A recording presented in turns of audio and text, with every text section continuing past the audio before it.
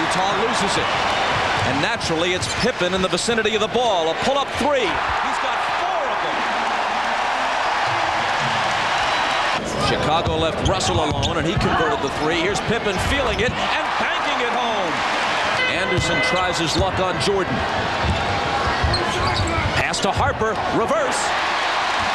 Michael. Over Anderson, who blocks it on him. Pippen picks it up. Shandon Anderson with the block on Michael Jordan. Pippen's turnaround. Misses it badly. It comes to Michael, and he finishes it. That just so dispirits you as a team, Isaiah. You're playing great defense, and you just can't come up with a rebound. Well, Jerry Sloan was very upset because what happened when Scottie Pippen took this shot, it hit high up off the glass, and you're going to see right there the shot clock. The ball never hits the rim, so the Bulls get a break here. You see the reset of the shot clock. It upsets Jerry Sloan.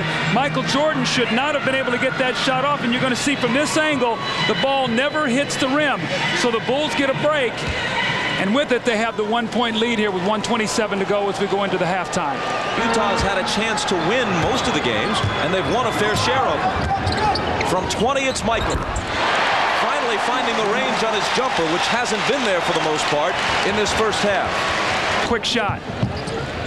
Kukoc for Michael against Russell. Up and under, and 2 to end the half, as only he can. Well, it's only a 2-point difference. And Utah played an entirely different first half than they did a few nights ago. And yet that's not the kind of exclamation point you hope for if you're Jerry Sloan. That's the old play that Chicago likes to run. Get it to Michael. Michael, do what you do best. Be second. He's got to do that with Dennis also, and he's got to keep Dennis on his back. Can't let Dennis circle around him. Michael's numbers through the first 3 sat out the entire 4th quarter of Game 3. You know, he played more minutes this season than any year since 1990, partly because Scottie Pippen missed nearly 40 games at the start of the season. And all of his numbers, although he was still the MVP and the scoring champion, all of his numbers were down at least slightly. Keith has it blocked. Harper scoops it up. Poked away from him from behind by Stockton. To Malone. And Pippen to Michael. Spins into the lane and slams it. You can't dive for the steal, not on Michael Jordan. If you're going to go for that steal, you better be 100% sure you're going to get it, because if not, what you give up is the dunk. With Pippen, the head fake on Hornacek, and he connects on the jumper.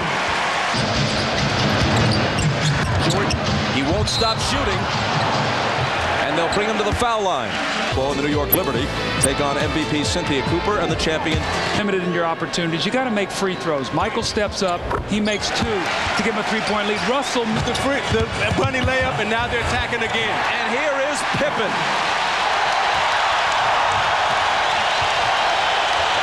Pippen from Michael, fouled by Keith. That pass almost looked like sleight of hand. Now you see it, now you don't. Boom, it's gone. See, this is the type of game that Chicago wants. They want a fast-paced game. You watch Jordan with the no-look pass, right to Pippen cutting down the lane. Chicago now has spread the floor. Pippen, if he makes these free throws, they'll probably put the press on again. Utah must slow it down, walk the game down, get it to Malone inside, get back to the free throw line, keep it a half-court game. Yeah, but this little stretch they've been in, Utah has shot themselves in the foot because they missed the free throws and the layups. They've got to convert those opportunities. Wants it in the low post against Hornacek. He's got it. And he's got the hoop.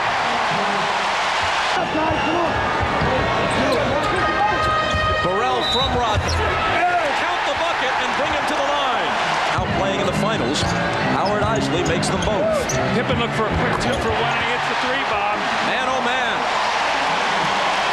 Post, but he went and set the pick-and-roll screen. Michael ready to work. Got it. Remember, he was able to rest the entire 4th quarter of Game 3, then had 2 days off. There was a practice mixed in, but 2 days off without having to play. And they were off days at home instead of on the road, so he should be fresh. Now you watch Michael Jordan come behind the screen, peekaboo, knocked off by 2 screens, steps up, lines it up to Jay, knocks it right in. And that 5 points. Hornacek has scored only 4, and he shot Portland. Stockton now with 7 as he was left alone at the foul line. Kerr slipped, and now he's limping. He got buried by Malone's screen, Bob. He came over and just drilled him, dropped him to his knees. I think he caught him right in the thigh. To Morris on the run. Utah claims the lead.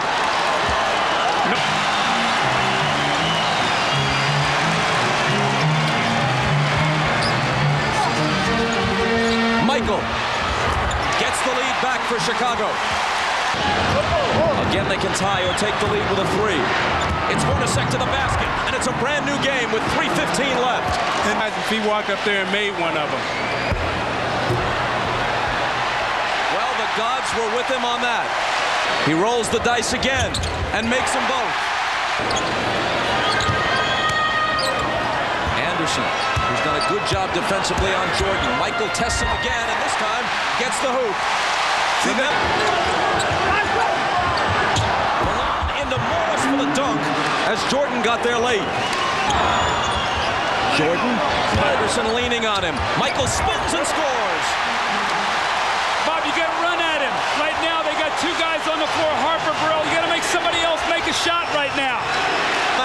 You watch Jordan being guarded by Anderson, who has 5 fouls. Can't really play him that deep. Jordan gets so deep, and then he gets deep again. If you let Michael beat you, he will. Somebody's got to come and help Doug. You got to bring size on the double team, and you got to take your chances on Harper right now with the outside jump shot. On Hornacek's 4th foul, Pippen goes to the line and misses. Now, demand the basketball. Hasn't taken a shot in the last. To the basket, knocked away from him, but it comes to Hornacek, who hits.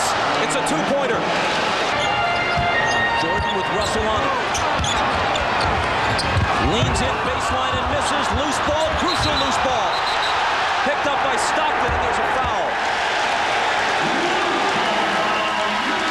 It's on Malone, his 3rd. Malone for pulling him down. Now Rodman, who hit 2 a moment ago, hits another one.